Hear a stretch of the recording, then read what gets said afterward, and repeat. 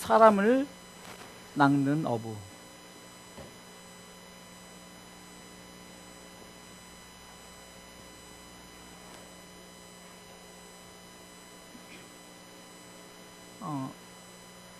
우리가 예수님께서 오신 목적이 뭘까요? 그것은 예수님께서 오신 목적, 죄에서 구원. 그래서 우리가 마태복음 1장 21절에 보니까 예수님의 이름 자체가 바로 죄에서 구원하려 오셨다. 그러니까 낚는다, 우리가 여기서 낚는다, 이것은 뭐 일반적으로 고기를 낚는다라고 그러죠. 그렇죠? 근데 고기로 하지 않고 사람이라고 했어요.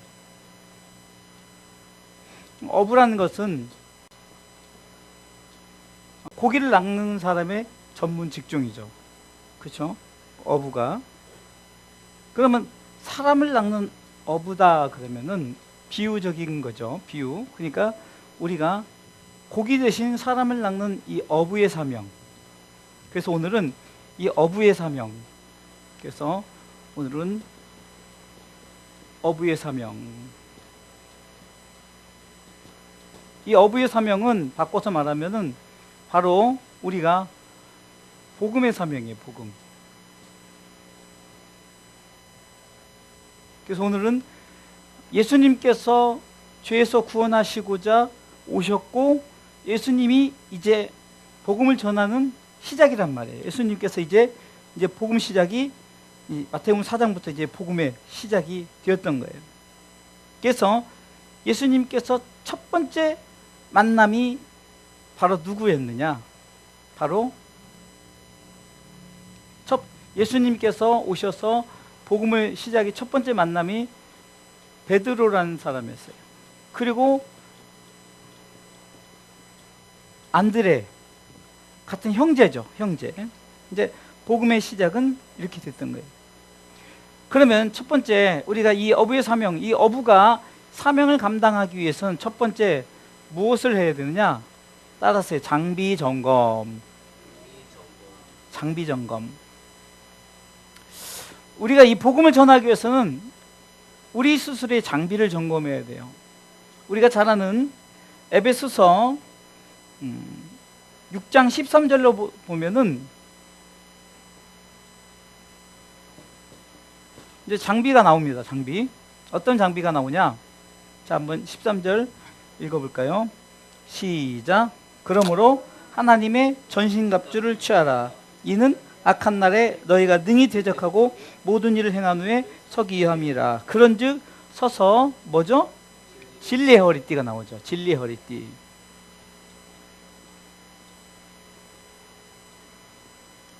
자, 진리의 허리띠가 우리가 자 이게 전신갑주죠. 하나님의 전신갑주. 복음을 전하는 사람이 진리의 허리띠를 띠지 않으면 안 돼요. 여러분들 이 허리띠는 사람의 중심 속에 있잖아요. 그러니까 우리가 분명한 복음의 중심이 있어야 되는데 그것은 뭡니까? 말씀으로 우리가 허리띠를 띠어야 돼요. 말씀으로. 그러니까 모든 게 뭐냐면 말씀의 중심이 돼야 돼요. 우리가 복음을 전하기 위해서 사람을 낚는 어부가 되기 위해서는 진리의 허리띠, 곧 진리 예수 그리스도 그분으로 허리띠를 띠어야 돼요. 그러면은 이 진리로 허리띠를 띈다는 것은 뭡니까? 예수님이 우리를 위해서 이 땅에 오셔서 죽으셨던 것. 그러니까 진리를 알아야 되잖아요. 진리가 뭡니까? 예수 그리스도죠. 그러니까 진리의 허리띠를 띠는 것은 예수 그리스도란 이 말씀이신 예수 그리스도. 요한복음 1장에 태초에 말씀이 계신 1장 1절에 태초에 말씀이 계시니라 했던 이 말씀, 이분으로 우리가 허리띠를, 그러니까 말씀의 포괄적인 전체적인 말씀이 아니라 예수 그리스도로 허리띠를 띠라는 거예요. 중심을 항상 예수 그리스도의 허리띠를 띠라. 두 번째는 의의 흉배가 나오죠. 의의 흉배. 여러분들 이것은 뭡니까? 하나님의 의로 이루어진 구원 사건이에요. 그러니까 절대 여기서는 내 의가 아닙니다. 내 의가 아니에요. 내가 뭘 해서, 그러니까 우리가 항상 의의 흉배는 뭡니까? 우리가 흉배를 딱 앞에다 두는데 무엇으로 하냐면 구원 사건, 구원하신 그 은혜가 절대적으로 하나님의 의라는 거예요. 하나님이 의로우심 때문에. 그래서 우리가 주님은 의롭다고, 주님은 선하시고 의로우신 분이라고 찬송하는 이유가 바로 이거, 의의 휴, 이 구원 사건. 그래야 사단이 우리를 건드리지 못하는 거예요. 왜? 우리는 누구의? 하나님의 의로 우리가 구원받은 거예요. 그렇기 때문에 우리는 하나님에 대해서, 그러니까 하나님의 의의 흉배를 내 딱 가슴에 딱 붙이고 있어야만이 우리가 복음을 전해. 이 장비가 점검돼야 돼요. 내가 지금 의의 흉배를 붙이고 있는가? 신앙생활 할 때 의의 흉배를 붙이고 있는가? 세 번째는 평안의 복음의 신이에요. 복음의 신. 이것은 뭡니까? 우리가 복음의 메시지예요. 복음의 메시지. 그러니까 내가 복음을 들고 복음의 신을 신고 우리가 가서 우리가 이 어부의 사명이 뭐냐? 바로 뭐야? 샬롬, 평안. 평안을 전하는 거예요. 평안. 이 평안은 누가 주는, 요한복음 14장 27절에 보면 이 평안은 예수 그리스도의 평안이에요. 예수 그리스도의 평안. 그러니까 우리 이 평안은 세상에서 물질로 어떤 우리 가운데 좋은 것으로 주어진 그것으로 나 평안해, 나 행복해, 이것이 아니에요. 예수 그리스도 그분이 주시는 평안. 이것은 땅에서 이루어지는 거라기보다도, 땅에서 이루어지는 것보다 우리가 하나님의 나라에서 이루어지는 평안이에요. 그래서 세상 사람들은 이 평안을 생각할 때 그냥 세상적으로 보기 때문에 이것은 내가 참으로 평안하다 하면은, 그런데 내가 평안하다 하지만 그 평안이 나의 평안, 내가 인간이 주어진 평안으로 얻어진 것은 진정한 평안이 아니라. 그래서 이 우리가 복음의 신, 이 장비 점검할 때 이 평안의 복음의 신을 전할 때 반드시 이것이 예수 그리스도의 평안이다. 예수 그리스도의 평안이다. 아멘. 굉장히 중요한 사실. 이것이 우리가 복음을 전하면서 딱 장비를 가지고 나가야 되는 거예요. 그 다음에 뭐가 나옵니까? 믿음의 방패가 나오죠. 믿음의 방패. 그냥 사단이 공격했을 때 우리가 복음을 전함에 있어서 가장 중요한 것이, 필요한 것이 뭡니까? 믿음이에요. 믿음.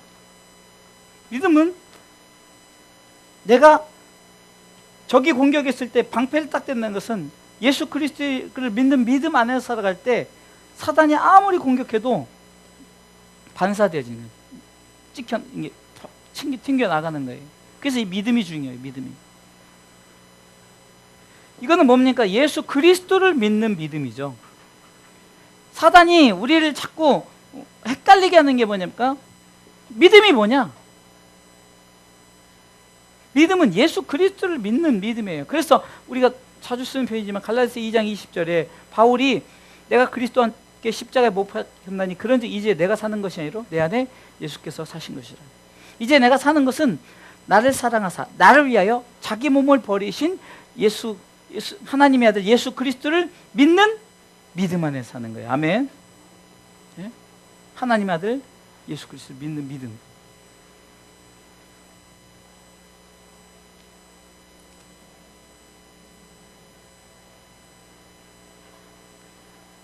그 다음에 뭐가 나옵니까? 구원의 투구가 나오죠. 구원의 투구.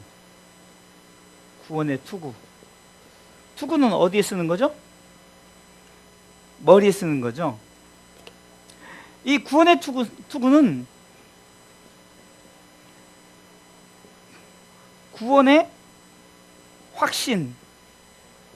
이게 삶 자체가 내가 구원의 투구를 딱 썼기 때문에 흔들리지 않는 거예요. 어떤 상황이 나를 힘들고 어렵게 해도 나는 구원받은 백성이다. 곧 아주 쉽게 얘기해서 나는 천국 백성이라는 거예요. 사람이 사는 것은 어차피 언젠간 죽게 돼 있어요. 다만 좀 더 오래 사는 것 뿐이지만 하나님 보시긴 천년 사나 만년 사나 큰 의미가 없는 거예요. 영원한 세계를 갖고 있으니까. 그러면 그 영원한 세계에 대한 확신을 갖지 않으면 그 위의 것이 우리가 뭐 진리의 허리띠를 띠든 의의 흉배를 가든 평안의 복음의 신을 신고 복음을 전하든 뭐 어떤 것을 막아내든 결국은 뭐가 필요합니까? 내가 구원받은 자다. 그래야 내가 모든 것에 그 모든 것을 내가 이루며 나간다는 이 사실을 알고, 여러분들이 에베소 6장에서 나오는 하나님의 전신갑주, 그것은 다 영적인 무기죠. 그렇죠? 근데 마지막 무기가 있는데, 마지막 무기가 6번째 무기가 뭡니까? 뭐죠? 성령의 검. 우리 이번에 우리 상욱이가 이 성령의 검에 빛이 난다 그랬죠? 예? 저는 깜짝 놀랐어요. 이 성령의 검으로 마귀를 대적하니까 마귀가 아이고 무서워 하면서 아이고 무섭다 그러는데 뭐 이렇게 빛에 대한 거부를 했죠. 그러니까 여러분들 보세요. 다 이게 내가 막아내는 장비지만 이 성령의 검은 대적하는 싸움의 장비란 말이에요. 그러니까 이 어부가 장비를 점검해야죠. 내가 지금 고기를 잡을 때 이 도구가 분명히 있는지, 또 어떤 예를 들어서 배로 나가면 배에 대한 장비 점검을 해야죠. 그리고 여러 가지 필요한 것들 이제 장비 점검을 해야죠. 이와 같이 우리가 이렇게 점검하지 않으면 우리가 복음을 전하는데 우리가 사명 감당하기 어렵다는 거예요. 그래서 항상 우리가 이 장비를 점검하시기 바랍니다. 또 장비의 점검 크게는 이게 이제 전체적으로 하나님의 전신갑주라 했죠. 하나님의 전신갑주고, 두 번째는 이제 이 장비 점검 두 번째는 기도예요. 기도. 바울이 전신갑주를 입고 6장 한번 쭉 보겠습니다. 성경을 찾으세요. 저도 앞이 저기 또 나갔나 봐요. 6장. 자, 18절에 보니까 읽어보겠습니다. 시작. 모든 기도와 간구로 하되 무시로 성령 안에서 기도하고 이를 위하여 깨어 구하기를 항상 힘쓰며 여러 성도들을 위하여 구하고 또 나를 위하여 구할 것은 내게 말씀을 주사 나로 입을 벌려 복음의 비밀을 담대히 알리게 하옵소서 할 것이니, 이게 기도에 대해서 다 이것을 다 보충하는, 이 진리의 허리띠, 의의 흉배건, 평안의 복음의 식은, 믿음의 방패, 구원의 두 성령의 검이고, 이렇게 영적인 싸움을 하기 위해서 서포팅 돼야 되는 게 뭐냐? 기도는 뒤에서 이 포격해 주는 거예요. 포격. 어떤 예를 들어서 이 영적 싸움을 하는 그리스도의 군사들이 이제 각계 전투를 하잖아요. 개인적으로 이제 전투를 하러 나가는데 지금 우리가 뒤에서 필요합니다. 이쪽을 공격을 해주세요. 그래 우리가 거기 전진합니다. 해가지고 무전을 쳐서 그럴 때 좌표가 어디냐 뭐 이러면은 X좌표, Y좌표 불러서 어디서 빵 때리고 또 거의 점령하고 또 나머지들 이렇게 하는데, 그게 없으면은 그냥 이길 수가 없는 거예요. 각계 전투로는 이길 수가 없어요. 그래 미리 포격을 해주는 것이 바로 기도란 말이에요. 기도. 그래서 사인을 주는 거죠. 하나님, 내가 이렇게 싸우려고 하니까 우리가 정말로 서로 이렇게 기도함으로써 이 사명을 감당하게 해달라고. 이게 장비에서 첫 번째는 육적인 게 우리에게 실질적인 장비가 있는가 하면 뒤에서 서포팅 해주는 이 기도가 굉장히 중요한 거예요. 그래서 바울이 디모데전서 2장 1절에서도 그러므로 내가 첫째로 권하노니 라고, 첫 번째로, 그러니까 우리가 싸움을 하기 위해서 우리가 준비되었다면 우리가 가장 중요한, 첫 번째로 가장 중요한 거예요. 우선 구할 것이 뭐냐? 너희가 기도해야 된다. 모든 사람을 위하여 간구와 기도와 도구와 감사를 하되, 네 가지 기도에 대해서 나오죠. 뭐 그것은 뭐 중요한 게 아니니까 이렇게 우리가 장비 점검을 통해서 하나님의 전신갑주를 입는 것, 하나님의 전신갑주를 입는 것, 하나님의 전신갑주. 두 번째는 뭐죠? 기도. 자, 이 장비 점검, 이것을 기억하시기 바랍니다. 그래서 바울이 복음을 전함에 있어서 무엇이 필요한가를 먼저 점검을 하고 나가는 거예요. 그래야 우리가 싸울 때 이겨나가는 거지, 그냥 마음 없이 그냥 나가면은 사단이 너 뭐야? 그래서 사단이 딱 하면은 우리 꼼짝을 못하고 넘어질 수밖에 없는 거예요. 그러기에 항상 에베소 6장 13절부터 쭉 나와 있는 하나님의 전신갑주를 입고 취하시길 주님의 이름으로 축원합니다. 하나님의 전신갑주와 기도죠. 자, 이것을 기억하시고. 자, 두 번째 가겠습니다.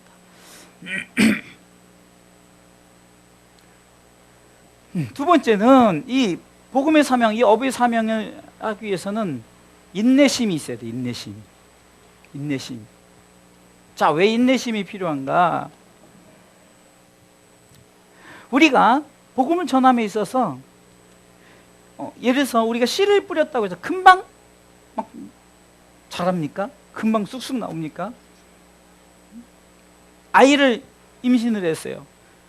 그냥 힘들어, 그냥 빨리 나왔으면 좋겠어 해서 애가 막 2달 만에 끄집어내면은 이거 살아있는 애가, 이게 형체도 갖추기만 살 수 없는 게 되어지는 게 참아야 돼요. 10개월의 준비 기간을 통해서 그 속에서 이제 아이가 영양분을 공급받고 그렇게 하듯이 이 인내심이 필요한 거예요. 복음에는 절대적 인내심이 필요합니다. 이게 인내심 속에서는 우리가 열매를 맺을 때까지. 근데 이제 말씀을 들으면서 보면 이 열매를 맺을 때까지인데 무조건 첫 번째 뭐냐니까 심읍시다. 따라서 심읍시다. 일단 심어야 할 거 아니에요. 심어야 되는 거예요. 그러니까 결과론적으로 심다 보면 때가 참에 오게 돼 있는 거죠. 네?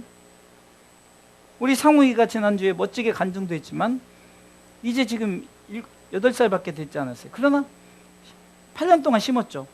앞으로 또 이제 심을 거예요. 오늘 같은 날도 사실 놀러 갔다고 그래서 얼마나 힘들겠어요. 그냥 교회 오고 싶지 않을 텐데. 그래도 우리 목사님이 애들 데리고 참 대견하기도 하고. 그러니까 그렇게 자꾸 심는 거예요. 예배에 대해서 심고 이제 우리 상욱이 다음에 이제 우리 이제 기쁨이가 이제 지금 어려서 그러지, 이제 상욱이 나이 되면은 이제 6살 되고 7살 되면은 이제 똑같이 같이 심게 돼. 예배자 한 명이 확실한 예배자 한 명이 세워지는 거예요. 심는 자의 자세는 뭡니까?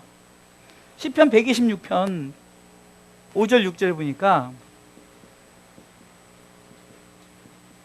한번 찾아보겠어요.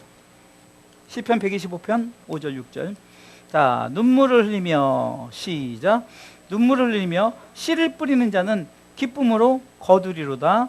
울며 씨를 뿌리러 나가는 자는 정녕 기쁨으로 그 단을 가지고 돌아오리로다.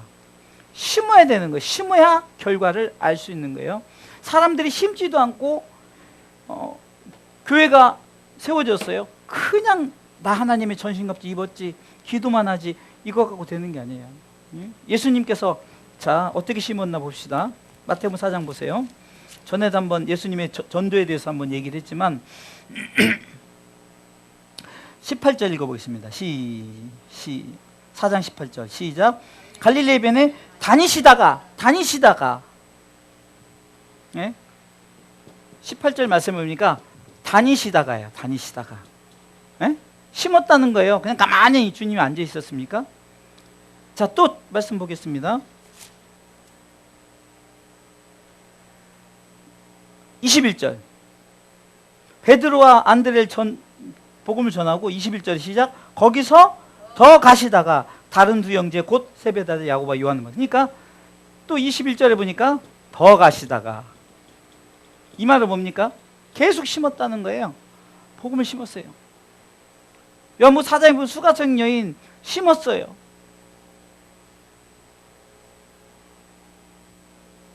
베드로가 심었어요. 선진 신앙인들이 심었어요. 참고 그냥 심는 거예요. 그냥 때가 참에 거두니까 거둘 것을 바라보고 심는 거예요.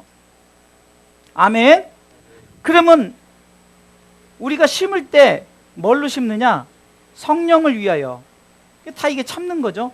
성령을 위하여 심는 거예요. 갈라디아서 6장에 보니까 8절 보니까 성령을 위하여 심는, 갈라디아서 6장 8절 시작. 안 찾았네 아직.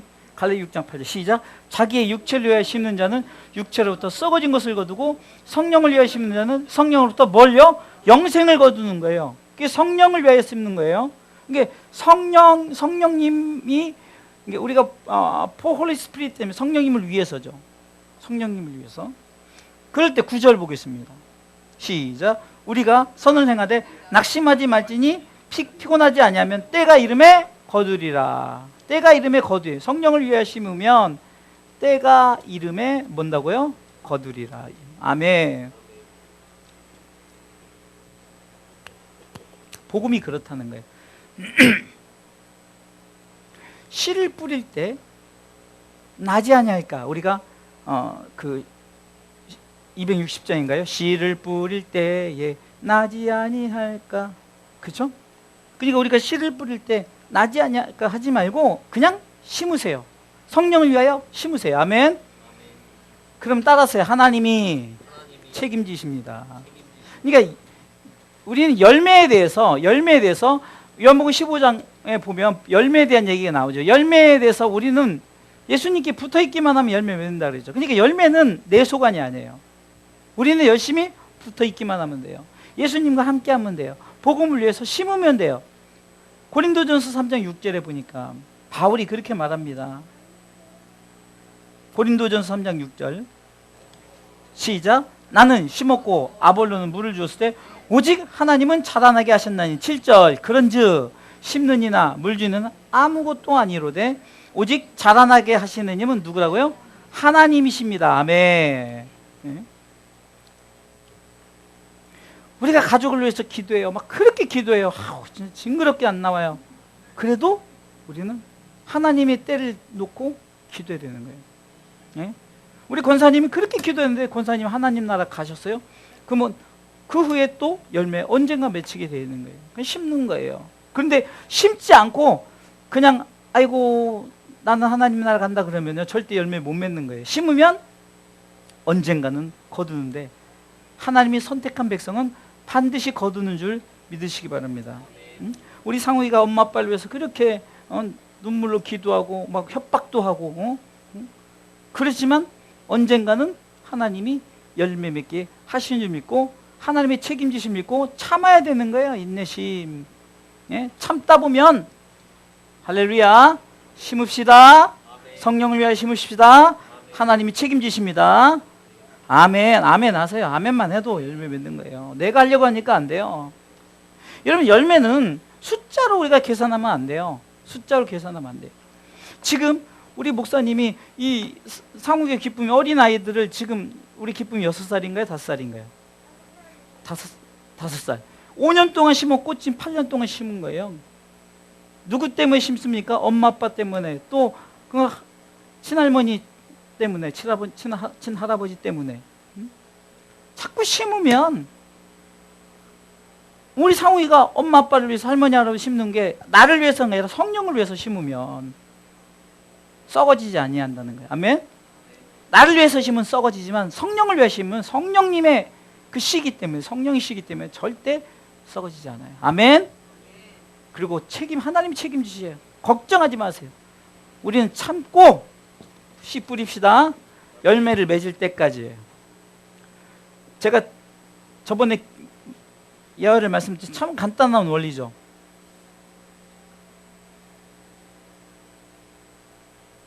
자, 지금 막 비가 너무 많이 와서 막 장마로 막 그래요. 기도합니다. 하나님 비 안 오게 해주세요. 언제까지? 비 안 올 때까지 기도하면 되는 거예요. 예? 반대로 비가 안 와요. 비 오게 해주세요. 언제까지 기도하면 된다고요?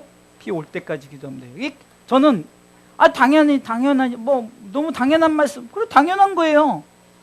열매 맺을 때까지 하는 거예요. 우리는 시간에 대한 개념, 숫자의 개념, 이 개념을 생각하지 말고 계속해서 여러분들 심어보세요. 네? 자, 세 번째는 따라서 협동심. 혼자 하는 게 아니라 우리는 동역하는 거예요. 동역. 동역. 아까 고린도전서 3장 6절에도 동역이 나오죠. 바울은 심었어요. 아볼로는 물을 주었어요. 그리고 하나님은 자라게 하셨어요. 예? 이게 동역이란 말이에요. 이 동역에는 크게 두 가지 동역이 있는데 성도 간의 동역이 있죠. 성도 간의 동역. 두 번째는 하나님과의 동역이에요. 이 동역은 우리가 말하는 함께 한다는 거죠. 함께. 예? 우리가 성도들과 함께 하는 거예요. 또 하나님과 함께 하는 거예요. 이 고기를 잡는 법이 첫 번째는 낚시하죠. 우리 아까 수호가 낚시한다 그래요. 야, 글쎄요. 야, 너 낚시 도구 있느냐 그랬더니 목사님 이런 거 이렇게 있잖아요. 이렇게 애들 파는 거 그걸로 가지고 그걸로 낚시할 수 있어요. 그렇죠? 그걸로도 고기를 잡지만 그거는 고기가 어떤 거 송사리밖에 못 잡아요. 그걸로는 뭐 설령 큰 물고기가 물었다고 해도 그냥 뜯어 도망가죠. 그래서 낚시하는 방법이 있고 두 번째 뭘로 하는 것이죠? 그물.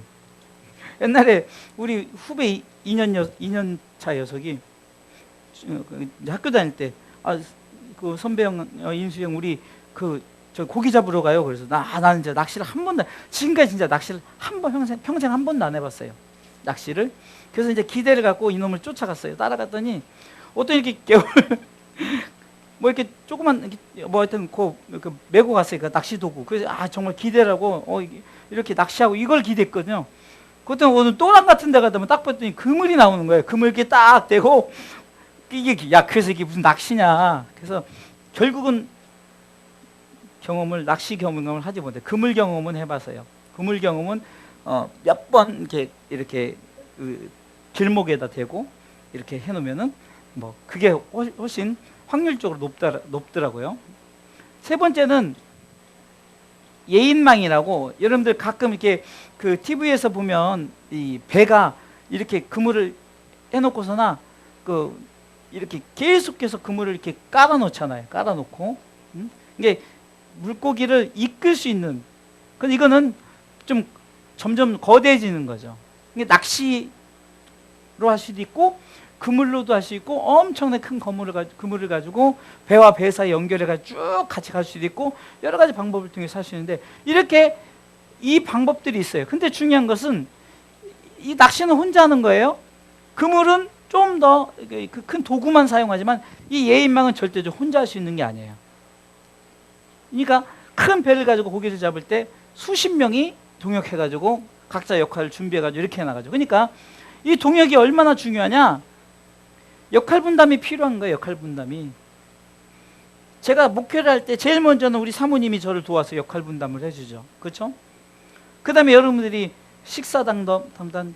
제가 우리 수호 청년에 오면서 엄청 목회 50%가 편해진 게 운행을 안 나누는 거예요. 우리 수호 청년 없을 때는 제가 진짜 이건 운행하는 거예요. 새벽 예배 때도 운행이 힘들지 기도하는 것보다 운행하는 시간 나고 끝나면 운행해야 되니까 운행 한 40분씩 하고 뭐 예배 잠깐 드리고 이게 새벽 예배 이게 운행해야 돼. 근데 이것도 우리 수호 형제가 동역을 해주니까 작은 거지만 제가 우리 상욱이한테 상욱아 너는 이제 교회 사찰 집사님이다. 얘가 무슨 사찰 집사님 뭔지도 모를 텐데 사찰 집사님 역할을 해요. 이게 교회를 돌보는 거다 이렇게 했더니 가끔 제가 이제 이빨 안 끼고 오면 목사님 이빨 안 꼈어요. 또 선풍기가 뭐 어쩌고저쩌고 하면 이래요. 또 뭐 하여튼 작은 것 하나에 무지 이렇게 관심을 갖고 이렇게 도와주잖아요. 이게 목회를 돕는 방법 속에서는 이게 우리가 고기를 낚는 방법, 사람을 낚는 방법 속에서는 혼자 하는 것이 아니에요. 함께 해야 됩니다. 할렐루야. 전도서 4장 9절로 12절에 보면 한번 읽어볼까요? 전도서 4장 9절로 12절.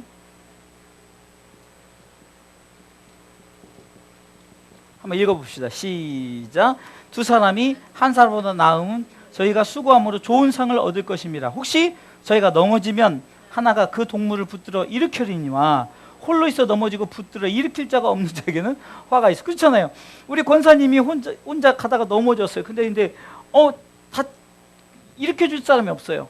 그러면 우리가 흔히 아사당한다 알죠? 아사. 뭐죠? 굶어 죽는 거예요. 병고침 뭐 다친 것도 아니고 꼼짝 못하니까 누가 나를 이제 시간이 지나고 굶어 죽는 거예요. 꼼짝 못 하니까.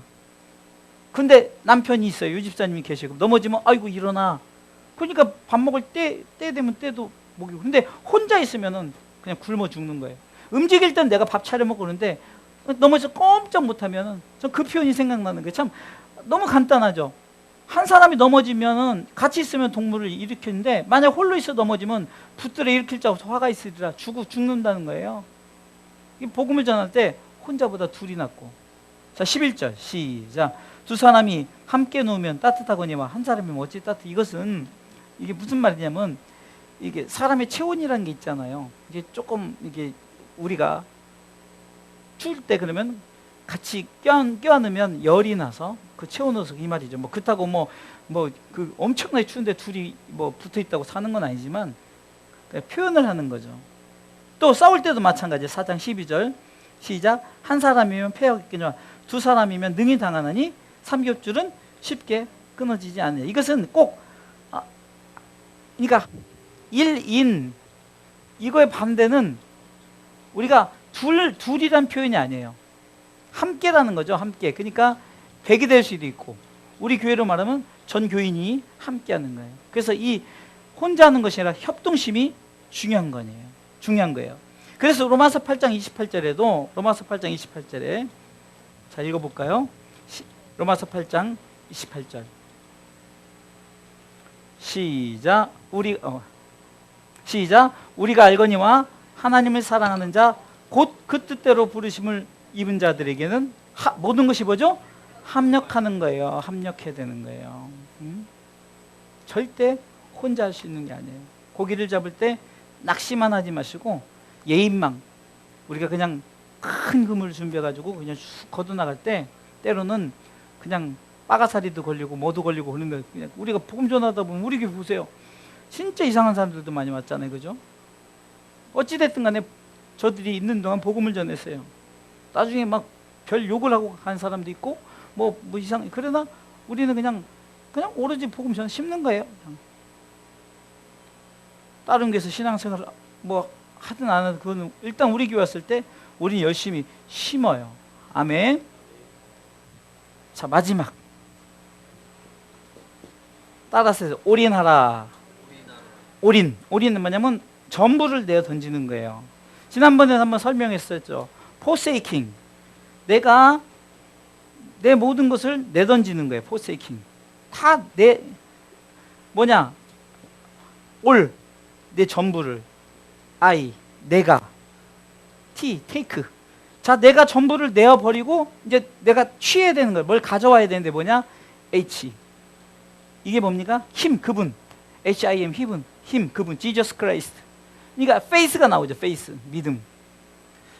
그러니까 믿음이라는 것은 올인하는 거예요. 내 전부를 올인하는 거예요. 내 전부를 올인.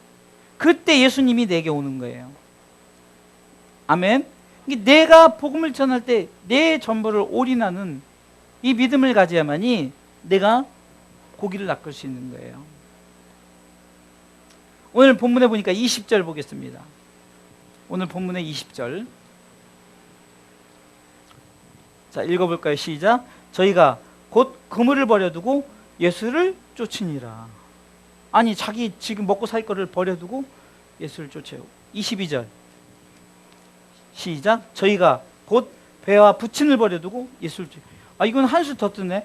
아니 베드로와 안드레는 그냥 자기 직업만 버렸어요. 아마 부친이 없었겠죠. 그런 것 같아요. 근거상.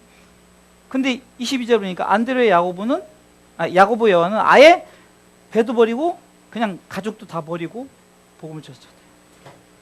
근데 이런 것을 가지고 악용하는 이 악덕주의 종들이 그러니까 집 팔아서 다 갖다 놔요. 가족도 버리고 이래. 이 신천지들이 다 그러잖아요. 그런 의미가 아니잖아요. 근데 자꾸 그 문자로 그렇게 해가지고 그러니까 우리가 천국 가려면은 천국에다 다 헌금을 해야 돼. 지는 안 하고 성도들만 하라 그래요. 응? 지도 해야죠. 응? 이번에도 우리가 코로나를 통해서 잃어버린 것도 많아요. 실도 많지만 득도 있어요. 어떤 득이 있습니까? 어떤 득이 있어요? 바로 신천지가 이만희가 이번에 구속됐죠. 근데 이만희가 구속됨에 있어서 이 이만희가 구속되면서 보니까 뭐죠? 헌금 횡령이에요. 수십 수백억 수천억을 횡령한 거예요. 그러면서 뭐라고 말하냐? 아, 성도들이 내 생일날 줬다. 옛날에 여기 저기 성석교회 그 목사도 진짜 무슨 세상에 돈을 이렇게 숨겼는데 현금을 가지고 무슨 이렇게 쇼핑백에다 막 숨겨놓고 그 다음에 거기 헌금 내역들 이렇게 보니까 막 몇백만 원 해서 그게 뭐라는 줄 알았어요? 아, 성도들이 주는 걸 어떻게 하냐? 아, 틀린 말은 아니죠. 성도들이 주는 걸 어떻게 해요? 그러면 자기가 뭐라고 했어요? 올인해야죠, 올인. 성도들만 올인한 것이 니들도 올인해. 근데 저쪽 어디 동네에다가 자기 이름으로 안 하고 자기 가족 이름으로 해가지고 사고 그 돈 가지고 성도들이 어렵다니까 올인하는 게 아니라 그걸 담보로 해가지고 돈을 빌려주고 무슨 이거 투기도 아니고 무슨 돈 놓고 돈 먹기를 하고 있어요. 그런 식으로 하면서 성도들한테 올인하라가 아니라 주님은 올인하셨어요. 주님도 올인하셨고 제자들도 올인했어요. 할렐루야. 올인해야 되는 거예요. 바로 저들이 배와 부친을 버려두고 복음을 전했잖아요. 복음을.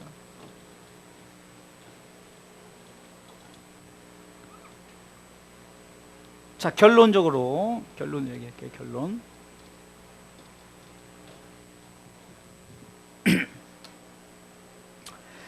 자, 어부의 사명이 장비를 점검하고 참고 심었고 성령을 위해서 심고 뭐 하나님 책임질 믿고 서로 동역하고 성도 간의 동역과 하나님과 동역하고 자기 자신을 전부 내어 던지고 복음을 전했더니 결론은 어떻게 되냐? 시작은 누구로부터? 예수 그리스도로부터. 자, 보세요. 예수 그리스도가 누구에게 복음 전했죠? 베드로와 안드레. 또 누구 전했죠? 야고보, 요한. 또 누구 전했죠? 마태 뭐 이렇게 해서 12제자. 또 누구 전했죠? 70미 제자. 또 사도행전에 가면은 120명의 성도. 나중에 안디옥 교회를 통해서 이제 바울과 바나바를 선교사로 파송하면서 이 바울과 바나바를 통해서 로마. 이 로마에서 마게도냐 사람이 불렀어요. 그래서 어디로 갔죠? 자, 유럽으로 갔죠. 그래서 복음이 영국으로 갔죠. 이 유럽에서 시작된 복음이 다시 청교도를 통해서 아메리카, 미국으로 갔죠. 이 아메리카에서 복음이 시작돼서 어디로 저 멀리 다시 와서 어디로? 아시아, 특별히 대한민국으로 갔죠. 이 대한민국의 복음이 또 다시 어디로 갑니까? 저 중동 지역. 지금 중동 지역을 향하고 있어요.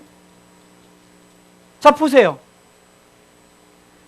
계속해서 역사가 흐르니까 결국은 복음이 전해져서 여기서 이제 120명의 성도들이 여기서 복음을 예루살렘이죠. 중간에 빼먹었네. 예루살렘에 복음이 됐죠. 예루살렘을 통해서 이제 안디옥 교회라는 데서 선교사를 파송했어요. 그렇죠? 거기서 이제 복음이 이제 외부 그래서 1차, 2차 전도에서 사마리아로 시작해가지고 이제 복음이 계속해서 그 지역 속에 나간 거예요. 그러다 로마에까지 가고 로마에서 유럽으로, 유럽에서 아메리카로, 아메리카에서 아시아로, 아시아에서 중동 쪽으로, 다시 중동에서 어디로 가느냐? 바로 예루살렘, 시작된 예루살렘으로 가는 거죠. 결국은 이 시작된 꾸짐이 예수님이 뭐라고 말했어요? 땅끝이란 것은 곧 시작이신 예수님이에요. 예수님께로 오면 이제 끝나는 거예요. 이 말은 뭡니까?